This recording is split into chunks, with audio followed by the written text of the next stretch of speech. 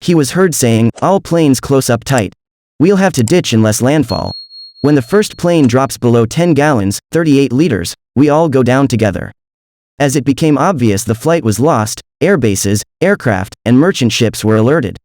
The consolidated PBY Catalina departed after 1800 to search for Flight 19 and guide them back if they could be located. 2 Martin PBM Mariner flying boats originally scheduled for their own training flights were diverted to perform square pattern searches in the area west of 29 degrees north 79 degrees west. U.S. Navy Squadron Training No. 49 PBM 5 Buno 59225 took off at 1927 from Naval Air Station Banana River, called in a routine radio message at 1930 and was never heard from again. At 21:15, the tanker SS Gaines Mills reported it had observed flames from an apparent explosion leaping 100 feet high and burning for 10 minutes, at position 28.59 degrees north 80.25 degrees west. Captain Shauna Stanley reported unsuccessfully searching for survivors through a pool of oil and aviation gasoline. The escort carrier USS Solomons also reported losing radar contact with an aircraft at the same position and time. A 500-page Navy Board of Investigation report published a few months later made several observations. Flight leader Lieutenant Charles C. Taylor had mistakenly believed that the small islands he passed over were the Florida Keys, that his flight was over the Gulf of Mexico, and that heading northeast would take them to Florida. It was determined that Taylor had passed over the Bahamas as scheduled, and he did in fact lead his flight to the northeast over the Atlantic. The report noted that some subordinate officers did likely know their approximate position as indicated by radio transmissions stating that flying west would result in reaching the mainland. Taylor was not at fault because the compasses stopped working. The loss of PBM 5 Buno 59225 was attributed to an explosion. This report was subsequently amended, cause unknown, by the Navy after Taylor's mother contended that the Navy was unfairly blaming her son for the loss of 5 aircraft and 14 men, when the Navy had neither the bodies nor the airplanes as evidence. Had Flight 19 actually been where Taylor believed it to be, the flight would have made landfall with the Florida coastline within 20 minutes, depending on how far down they were. A later reconstruction of the incident showed that the islands visible to Taylor were probably the Bahamas, well northeast of the Keys, and that Flight 19 was exactly where it should have been. The Board of Investigation found that because of his belief that he was on a base course toward Florida, Taylor actually guided the flight farther northeast and out to sea. Further, it was general knowledge at NAS Fort Lauderdale that if a pilot ever became lost in the area to fly a heading of 270 degrees. By the time the flight actually turned west, they were likely so far out to sea they had already passed their aircraft's fuel endurance. This factor combined with bad weather, and the ditching characteristics of the Avenger, meant that there was little hope of rescue, even if they had managed to stay afloat. It is possible that Taylor overshot Gorda Cay and instead reached another landmass in the southern Abaco Islands.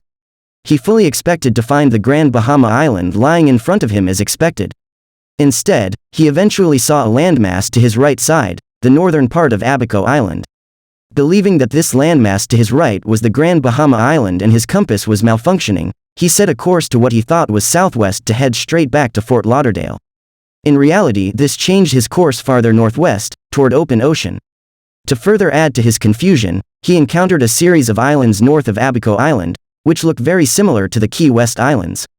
The control tower then suggested that Taylor's team should fly west, which would have taken them to the landmass of Florida eventually. Taylor headed for what he thought was west, but in reality was northwest, almost parallel to Florida. After trying that for a while and with no land in sight, Taylor decided that it was impossible for them to fly so far west and not reach Florida. He believed that he might have been near the Key West Islands. What followed was a series of serious conversations between Taylor, his other aircrew and the control tower. Taylor was not sure whether he was near Bahama or Key West, and he was not sure which direction he faced due to compass malfunction. The control tower informed Taylor that he could not be in Key West since the wind that day did not blow that way. Some of the aircrew believed that their compass was working. Taylor then set a course northeast according to their compass, which should take them to Florida if they were in Key West. When that failed, Taylor set a course west according to their compass, which should have taken them to Florida if they were in Bahama. If Taylor stayed this course, he would have reached land before running out of fuel. At some point, Taylor decided that he had tried going west enough. He then once again set a course northeast, thinking they were near Key West after all. Finally, his flight ran out of fuel and may have crashed into the ocean somewhere north of Abaco Island and east of Florida. In 1986, the wreckage of an Avenger was found off the Florida coast during the search for the wreckage of the Space Shuttle Challenger. Aviation archaeologist John Muir raised this wreck from the ocean floor in 1990. He mistakenly believed it was one of the missing planes. In 1991, a treasure hunting expedition led by Graham Hawkes announced that the wreckage of 5 Avengers had been discovered off the coast of Florida, but that tail numbers revealed they were not Flight 19.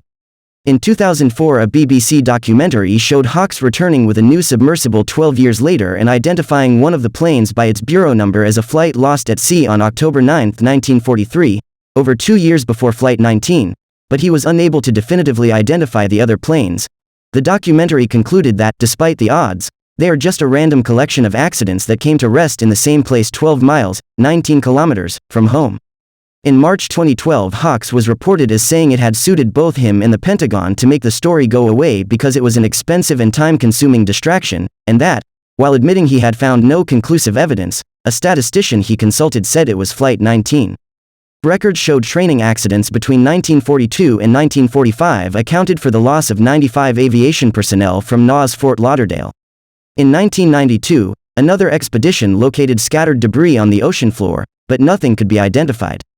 In the 2000s, searchers, who expanded their search area farther east, into the Atlantic Ocean, but the remains of Flight 19 have still not been confirmed found. A 2015 newspaper report claimed a wrecked warplane with 2 bodies inside was retrieved by the Navy in the mid-1960s near Sebastian, Florida. The Navy initially said it was from Flight 19 but later recanted its statement. Despite Freedom of Information Act requests for details in 2013, the names are still not known because the Navy does not have enough information to identify the bodies. A wrecked plane found in the Everglades in Broward County was also, incorrectly, postulated to be from Flight 19. The crash was reportedly caused by its pilot, Ensign Ralph N. Wacob, developing vertigo. Flight 19 is featured in the 1977 science fiction film Close Encounters of the Third Kind.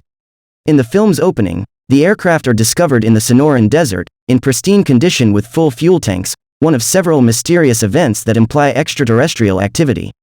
In the film's ending scene, the crew return to Earth from the alien mothership, seemingly the same age as at their disappearance.